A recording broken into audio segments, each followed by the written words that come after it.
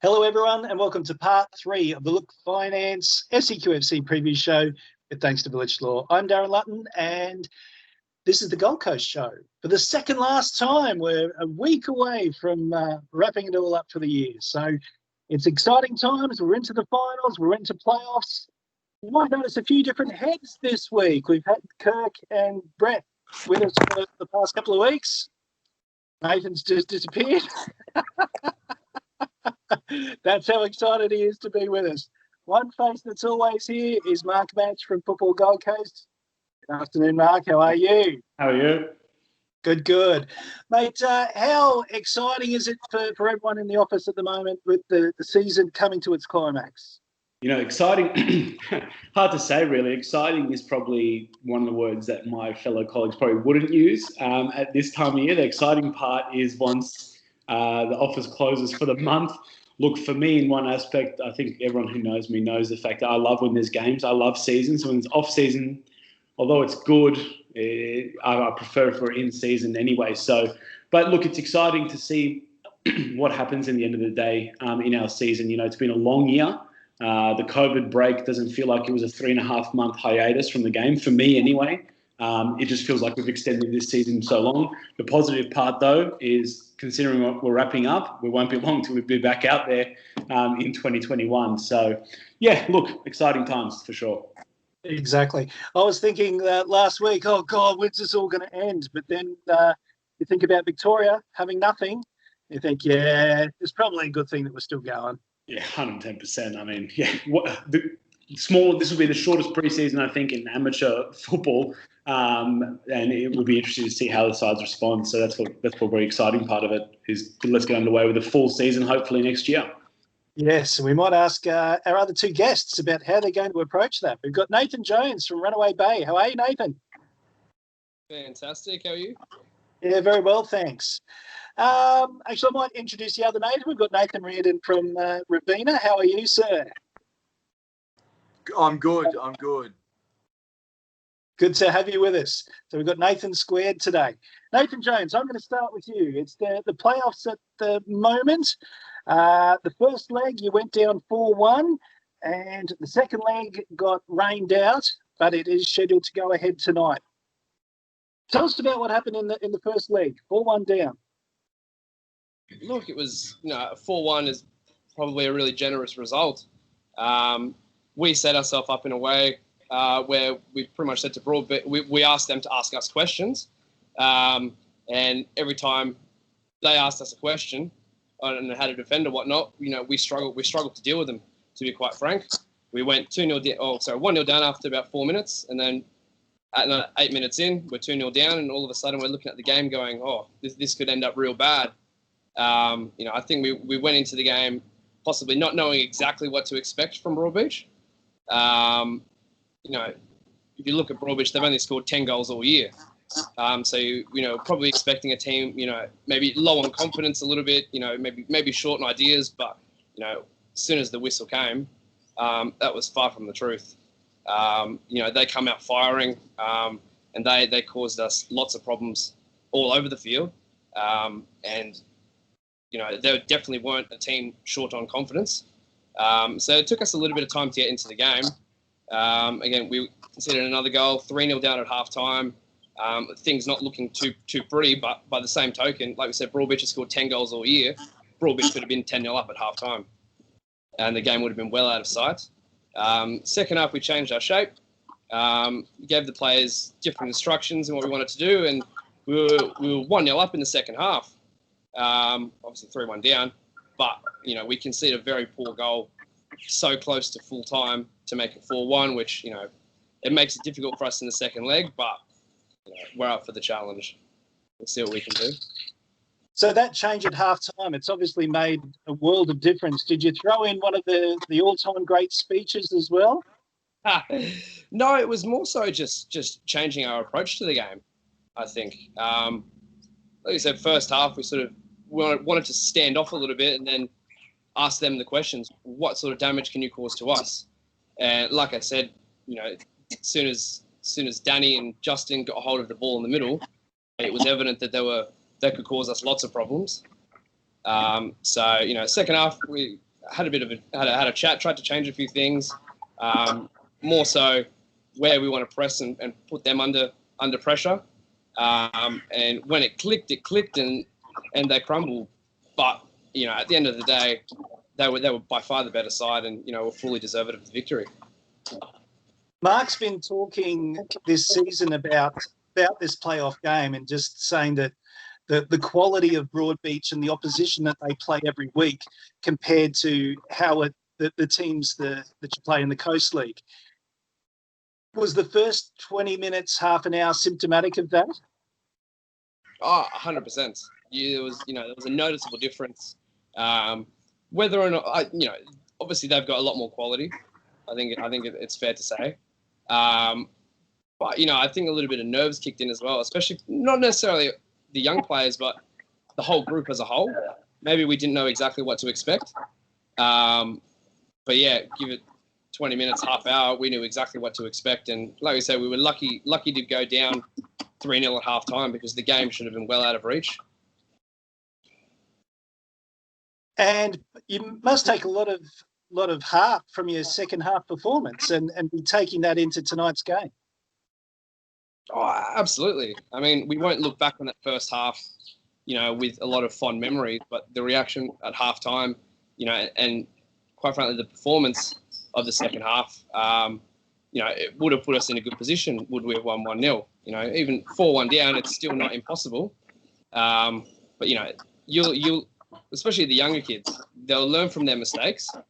So they'll analyze the videos and pick bits and pieces that we obviously should have done better with. But yeah, overall, I think overall, I think there are plenty of positives to take into the next game. And what's your approach tonight? Is it attack, or see how the first few minutes play out and then sort of work your way into the game again? Plan's got to be to score 3 goals and concede none. I think we'll try and take some of them key points that we spoke about at halftime last game that we took into the second half. We'll see if we can start that from the off and see if we can get them, playing with their backs towards goal, and not, wanting to play forward as much. But we'll see how it turns out. Sure. I'm home alone with my 2-year-old at the moment, so if you can hear any background noise, that'll be her. She might even make an appearance at some point. Mark, is this doable? Can they pull one down? Look, anything's possible. I'm not going to be the grouch that comes and says it's impossible. Anything's possible. I think I said before we started recording, I said to Nathan, I think they can score 3. I just don't know if they can keep out as many in the other side. As he said there, and I think I said last week on the show, every time Broadbeach went forward in that opening exchanges, they looked like scoring. That is the concern. I actually think this little bit of a break in between game 1 and game 2 actually helps Broadbeach more than it helps Bay. I think they had time to, rest up. It was a hard night of football, not only on the field, but the conditions as well. So having a little extra rest, I don't think, they've really thought about the game that much now, considering they're up in the position. Bay's probably had more thought about the game and what they could have done better. And, Nathan's probably tinkered at training, going, let's try this, maybe that. So, in that aspect, I think the mental side of it will be hard for Bay to overcome that. Again, goals change games. Anything early could put a different perspective. I think I said it last week as well. That last goal that they conceded in the second half really put them on the back foot in this game. If we're going to this game 3-1, then I'd say, you know what, I can fancy maybe something brewing. With 3 goals behind, midweek fixture, all that, it's going to be very, very tough, I believe. And Nathan, anything special for the fans that attend tonight? Any sausage sizzle or anything at all to encourage the fans to get out to the game? Well, our bar will open very early, and we open now, no? Very long time. So come on down. It'll be windy. They're very well supported. Always windy at Runaway Bay. Oh yeah. They were very well supported though in the first leg as well. So I'm sure there'll be plenty of the same, especially at home. So it should make for a fantastic night of Thursday night football. I can't remember us actually having a game on a Thursday night, so it's something a bit different as well. Why not? Excellent. Not allowed to, Mark. That's true. 72 hours. All right. Let's have a look now at the semi-finals this weekend. The league has been run and done, but now it's time for the semi-finals, all leading into that penultimate match of the season, the grand final. Nathan, you're taking on Surfers Paradise this weekend in the Saturday game at Lex Bell. What's your approach to the game? Is it going to be nothing to lose? Oh, it's finals. There's nothing to lose. Going into a game, you've just got to go out there and have a go. I don't know if you've done your research, Darren, about the two results we've played against Surface this season. We've conceded 17 goals. So that's our first thing is to stop their threats, I suppose. In saying that, we scored 5 goals against them in the second game we played this season, so we've got some threats of our own. So pressure's on them, isn't it? They've won the league undefeated. They want to go through undefeated. They want to win the double. I would say all the pressure's on them to go out and beat us. They'd be expecting to beat us probably. We'll definitely go out there and have a crack at them. The last time we had you on the show, Nathan, you just come off your little spat with Philo, but you've gone on a really good run since then. So you've got momentum going into this game. We do, and we knew that game against Burleigh was a turning point for us. Either way, whatever way that game went, whoever won that game was probably going to use the momentum to get into the four. We've used that where we've also got players come back in after that game, continue to come back in. We're actually almost at full strength this week. So the only player we've got missing this week is Jed Sugden, who's got his brother's wedding. So he's away, but apart from that, we're full strength. Normally a wedding in November wouldn't be an issue, would it? Yeah, absolutely. I was about to have a crack at him, but then I realised November, surely there'd be no footballing issues. Mark, how do you see this game going? I'm going to say it early and very early. I think that the key person in this whole the whole match will actually be Rabina's goalkeeper, Anna. I think he's one of the best, if not the best keeper in the league. The 2 games they played against Surface, they didn't have him. So he, based on statistically, you think he's going to be busy. He'll be busy, but he has the ability to win you a game by himself. I'm speaking to some of the people from Surface. That is a point of concern. Obviously the fact that if the keeper has a blinder, you can change everything. Being a knockout changes everything as well. This is what I think a lot of people, are overlooking. In a one-off, anything can happen. Rabina proved that last week. They defied all the odds. They defied everyone on the Gold Coast, myself included. I put my hand up and went out and beat Palm Beach at Palm Beach. Would I be surprised if something happened? I probably would be surprised if they get through this week, as I think a lot of people will be. But can it happen? Of course it can happen. They've got enough quality players in key areas that can make a difference. Surface have done fantastic for 14 games. They're undefeated for a reason. But then again, sometimes that mentality, that, especially because Palm Beach were pressing them for so much of the year, you have to win, have to win, have to win. The league's done. The league's wrapped up now. So for them, it's going to be, can they go on and do the double? They're at home. They know the final's going to be at Surface as well, which should give them extra motivation. It's definitely not going to be 10, and I definitely won't be a 7-5. I'd love to be proven wrong in the semi-final if there's 12 goals. Highly doubt it. But again, I think that, like I said, I think that Arno and Rabina's goal will be the crucial piece to this whole puzzle, in my opinion. All right. Let's move on to the Sunday game. Palm Beach taking on Coomera.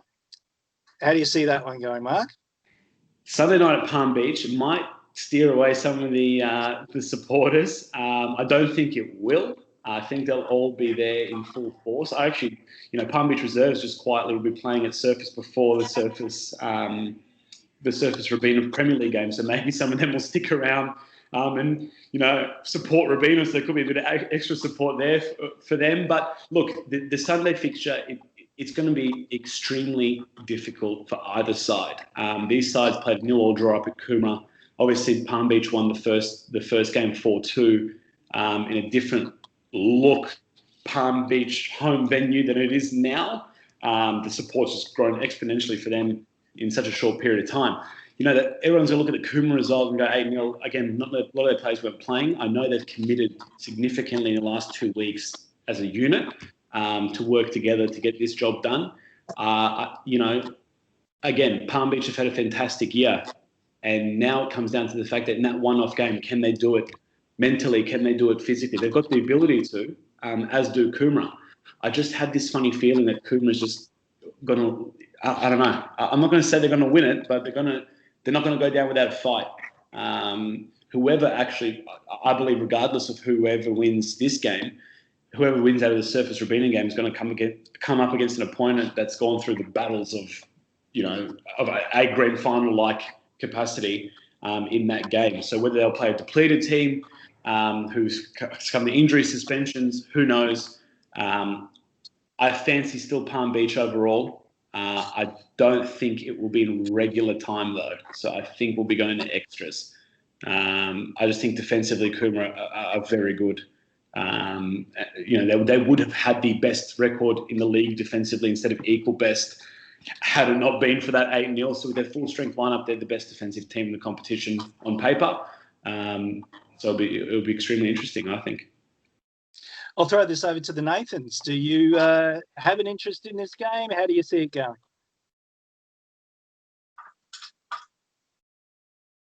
From a spectator point of view, absolutely. I think the Surface Robina game. The Surface. I've only watched a handful of each team. So the ladder doesn't lie. Surface have been up there all year and they play very, very well. As for Robina, who doesn't like an underdog? So I'd like to see Robina go through on that one. As for the Palm Beach Coomera game, I think the way Brett set Palm Beach up and the style of play, and the fluidity that they play with, I think they'll get the job done.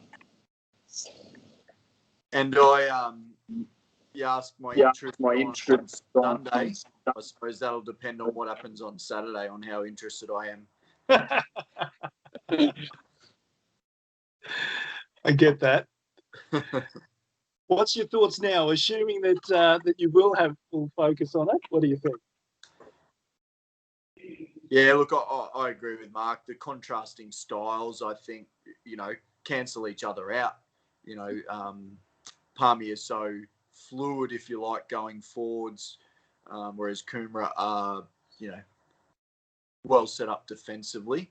So I think, they could cancel each other out and we could end up, the game being decided by a couple of key players like in either Henrique or, Dan Smith for Palmy, a couple of experienced players that have got plenty of quality. Okay. Should be a fascinating result as my daughter knocks over the running board. Got there just in time. All right. Let's have a look now at the point that Mark raised before about the pre-season. We're in November. I'm sure that your teams would normally be having your pre-season right now. No? This is the Gold Coast, mate. This isn't Brisbane. We're a bit smarter down here. Look, you might have. How are you going to map out between now and next year?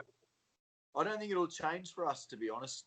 First week of January, most of our clubs start. They may have done a couple of sessions, possibly in December, some clubs.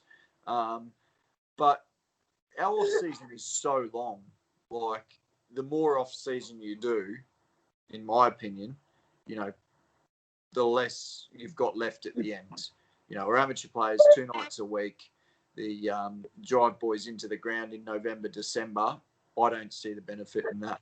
Depending on your team, I suppose. You know, if you've got a bunch of young lads that are fit anyway, why do you need to do that in November, December? You know, it's all about from January onwards. Have you started your planning yet? Absolutely.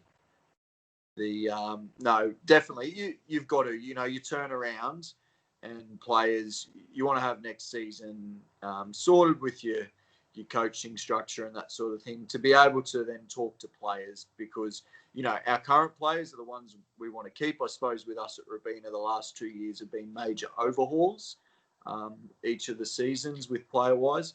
We want to stabilise now, and the players we've got, keep as many of them as we can. You know, a couple of players we know, Lockie Roos has re-signed for Preston down in Melbourne, so he'll be off at the end of the season. So there'll be, you know, a couple of players come in and out, but we'd like to keep a lot of the same players. So, yeah, planning's already underway. Mark, is there much player movement on the Gold Coast? Get on a train and jump off wherever your stop is every year. It's the uniqueness of our league in one capacity is I've always said, I think it's a coach-driven league. Basically, players follow coaches. The loyalty to a club is there to an extent. They love you when they're playing. They love you when their coach is the one they want. As soon as they're not playing, and as soon as that coach gets the sack or whatever else, they're off. A lot of our clubs have had that in the past.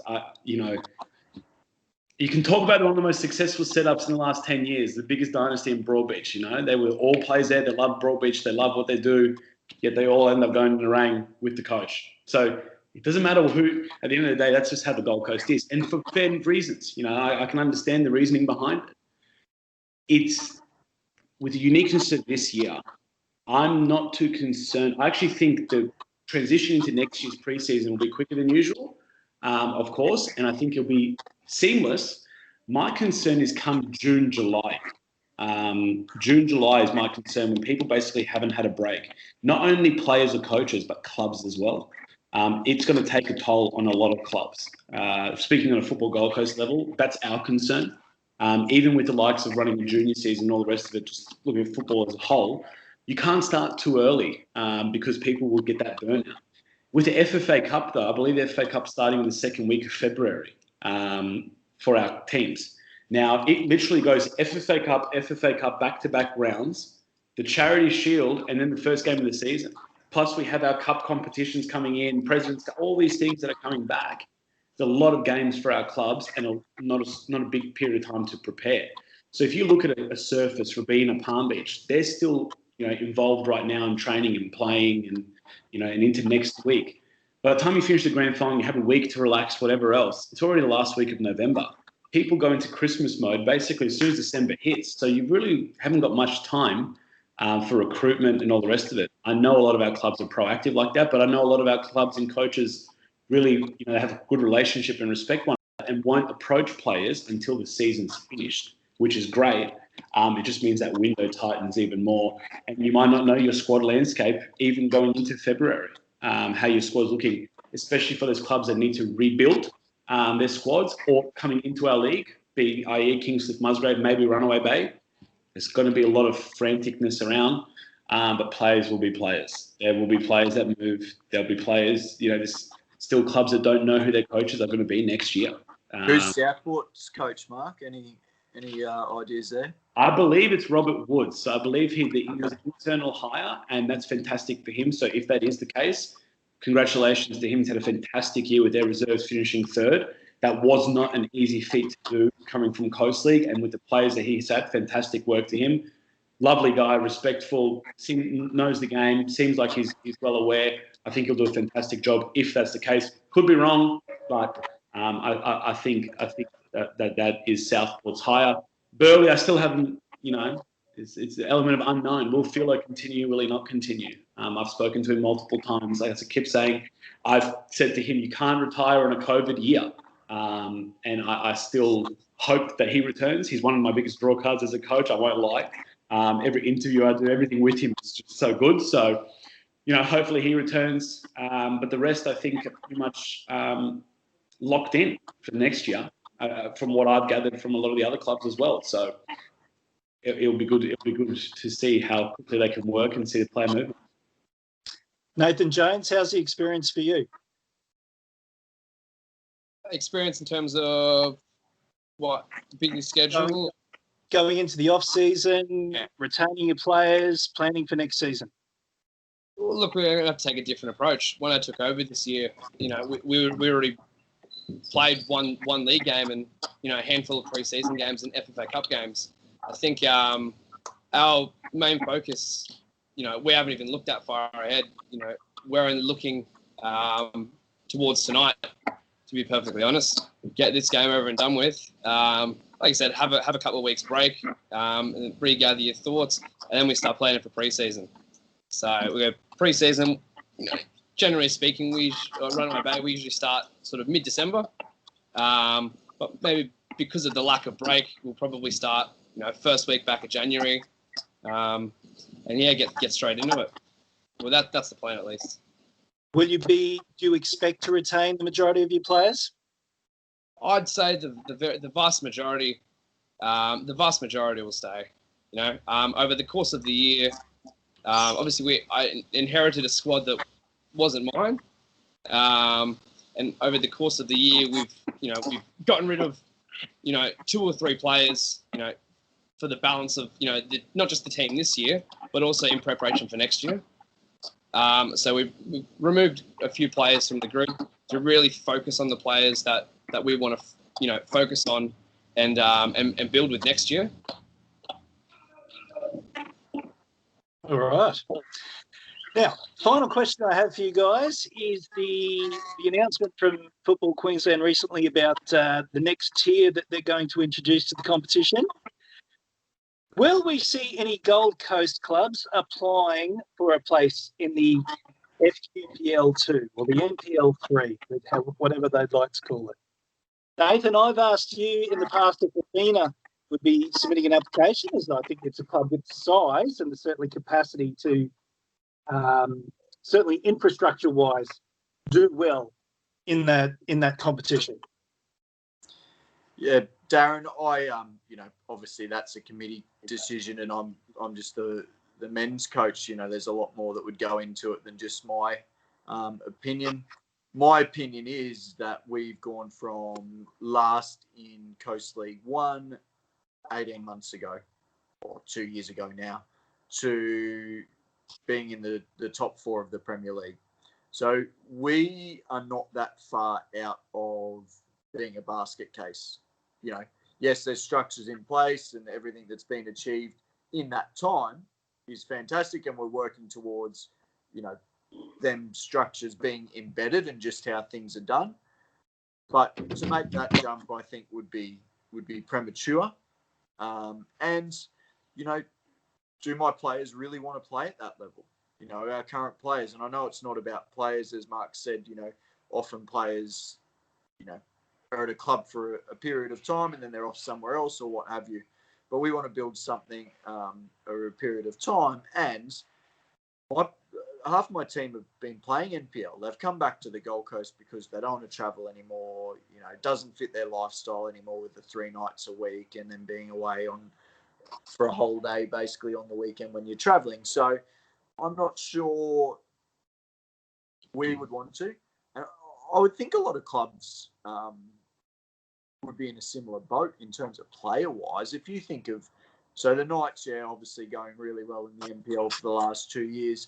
Gold Coast United are young kids on the most who, are ambitious. There's plenty of players on the Gold Coast, and I know there's a points cap and all those types of things in the NPL who are capable of playing in the NPL, who, would get a run at, most NPL clubs, who don't want to play at that level because of where it is. So to say that there's going to be an SEQFC 2, when I think most of our Premier League teams on the Gold Coast are better than most of the QPL teams anyway, why would you want to go up to that unless you had ambitions to be an NPL club, like you actually wanted to climb the pyramid? So, I don't know. That's probably not Rabina opinion. That's probably my personal opinion. Nathan Jones, would Runaway Bay look at something like that, or is that just far too pie in the sky stuff? It's probably not something that wouldn't entice us just yet. I think, quite frankly, everything that Nathan mentioned there, I agree with, and particularly the point of the players and the travel time. I think being the level that we're at, maybe players are less inclined to want to travel to get to these other games. But also, in the league, Crest Premier League and Coast League, as Nathan mentioned, a lot of former NPL players drop down into that league, for the mentioned reasons before. So I'm not for Runaway Bay. It's probably not something that we'd look into. I think we'll continue along the path that we're on now. Hopefully a couple of years' time, get to that Premier League level, and then just build from there. But you never say never. Mark, which clubs would have submitted, at least requested the application form to at least have a look? Look, I've spoken about this to a lot of people. I've voiced my opinion, my concerns. I don't know. Look, whoever's going to listen to this is going to listen to this, and I've always never shied away from the fact that I'll just say what I think and what I feel. That it's come to my detriment a lot of times, and it might come to my detriment now. So, but whatever it is, it is. I don't think any of our clubs can do it. Not because they can't do it because they're not good enough. Not because they can't do it because, whatever they. I don't think they want to do it. I just don't think, one, financially, they have enough stability to do it in a lot of our clubs. And the ones that do have that financial stability are working on other things to make them a more community-based and more solid foundation, not just at the top, but at the bottom as well, i.e. Rabina, i.e. Palm Beach. They've gone down that road. Palm Beach has seen what it's like. Why would you go back to a lower competition? I'm comfortable in saying, and I heed this, Oscar Lingoni, personal friend of mine, coach of the top team in Brisbane right now. I feel confident in saying, Oscar, our top 4, top 5, top 6 would give you a very, very good game, if not beat you.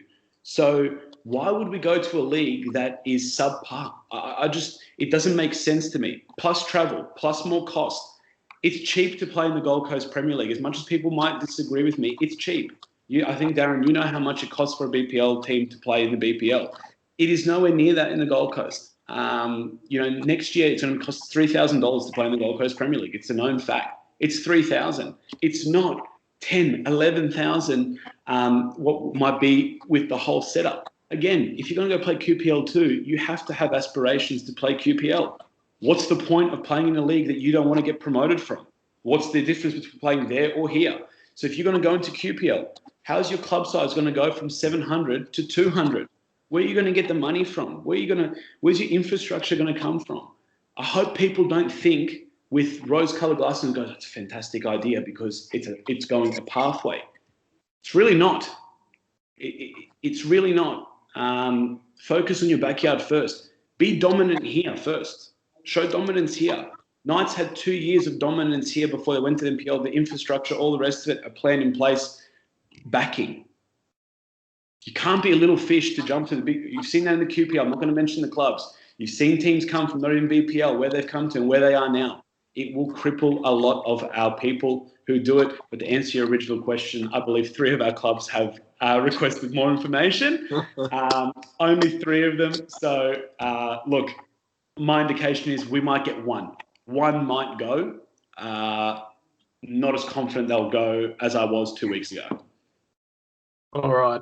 We might leave it there. I can see Nathan checking out his watch. Gentlemen, thank you so much for your time today. I thought we'd only have a 20-minute show today, but look at this. It's probably one of the longest we've ever done. That's it. All right.